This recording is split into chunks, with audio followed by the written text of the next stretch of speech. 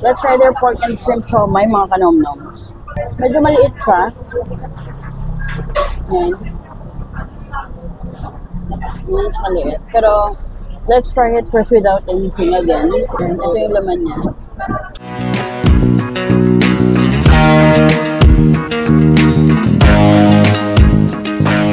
It's good also. It's good also.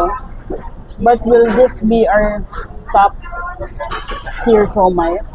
Mamaya, yun na.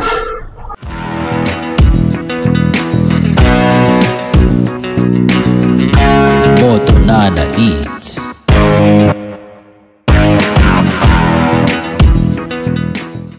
Sabi ni Kuya, medyo lasang gamot. Pero hindi naman. Pero baka sa iba, ganun yung taste niya. Pero para sa ganun din. Parang lighter broth ng